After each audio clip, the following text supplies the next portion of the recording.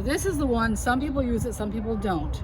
But it helps to pull the yarn over, so I'll show you.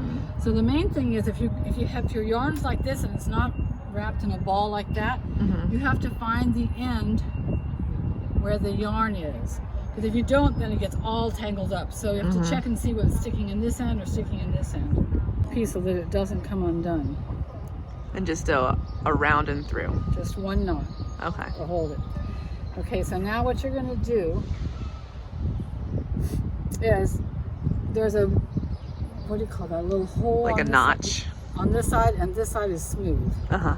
So you're going to wrap it around and wrap it around and wrap it around. Now the thing you're wanting to do is you want the loop on this side, you want the straight side on the middle. Oh, I see.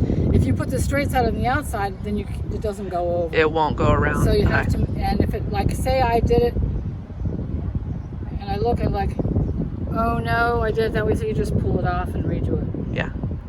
So you want the loop on the outside and the straight piece on the inside. And you wrap it all the way around. And you want to do it tight, but not too tight. Yeah, because you're going to pull it up and over. Yeah, so you want it to be kind of loose.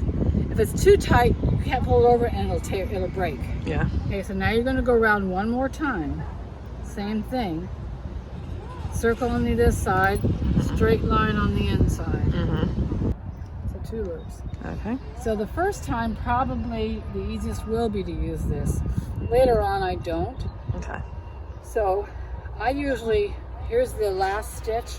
I hold it and you're down holding here, it. and then you pull the, oh, then what I do again, I forgot. Pull this up a little bit because then it'll be easier to pull over.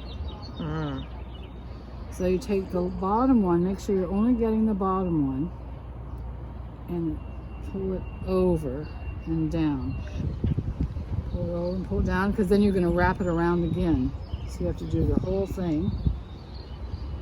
Now the one thing that's nice about these kind of looms, if you don't want to do a big round thing like this, even though it's round, you could say do from here to here and back and forth, and then you would make yourself a long rectangle scarf. Oh. It would still work. Now if you went too far, it might not work so easily, but you still can kind of You could do like 6 or 7 of those pegs. Yeah, so maybe about like, you would do it about like that. Yeah. Or maybe 10. So that's something that is possible to do, as well as the round one. Because the round thing, when you get it done, it'll either be a hat, or you can make it into a bag, or some people have sewn one side, stuff it with stuffing, so on the other side made a pillow out of it. Oh. So there's a lot of different ways you can use it. There we go. All right. Now you're going to take this, and you're going to wrap it around again, making sure it's circle on this side, straight line on that side, and not too tight. We're gonna finish. We've cut the string or the yarn, and we've left, how much would you say? Not even a foot, right? Maybe like 10 just inches. Enough at the end to just tie them together. So you pull this in here. Okay. And I make it a little longer, because sometimes after you pull it tied together, let's say if you're making a hat, some people like to make a pom-pom, and then you use this to put through to help hold the pom-pom on. Okay, so what you're going to do then, you're going to come where the string is, and you're going to go through. Is that your last stitch that you just finished? That you're, Yeah. Okay. And then you pull it off pull the yarn. You want to make sure you leave enough piece so that it doesn't pull through, because Right, you want to tail. all through, then the pieces all fall off. So then you're going to be pulling it off. Actually, I put the thread into the middle, is easier. The other end of this one is in the middle. Because then you're going to pull it off that way. And you go through here.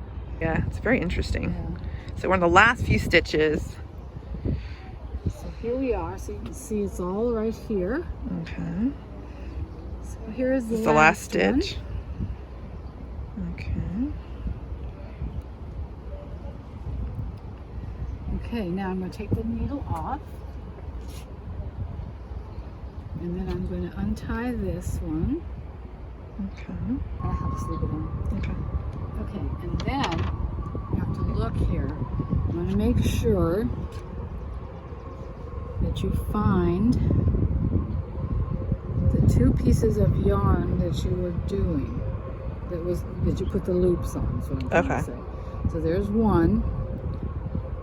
And let's see.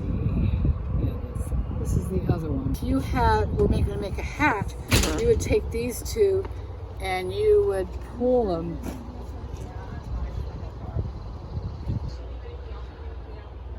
And you make a scrunchie. That's kind of cool. So that will be, yeah. And so then, should I leave it like this? Because if you were going to make a headband out of it, then you would just leave it loose and tie it. Yeah. Either way, but you can make a scrunchie, so you pull it tight. Uh-huh. And also, if you were going to make, if this was the top of a hat and you wanted to do a pom-pom, you would, so you pull it tight as you want it to be. You've closed the top of the hat effectively. And then you're tying it once. Yep. And then you tie it twice. And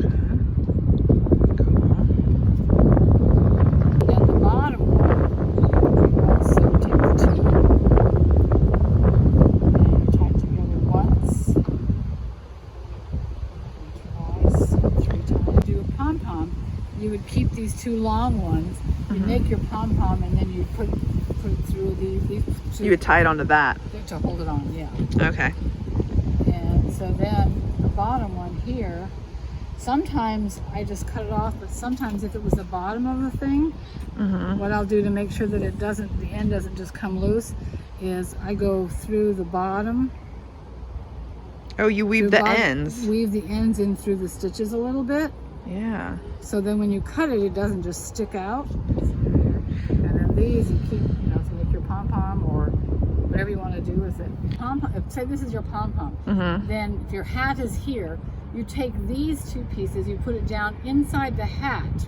Okay. Turn the hat inside out. And then Pull it tie through. these together 3 times, so that keeps the pom-pom better on and the strings are on the inside.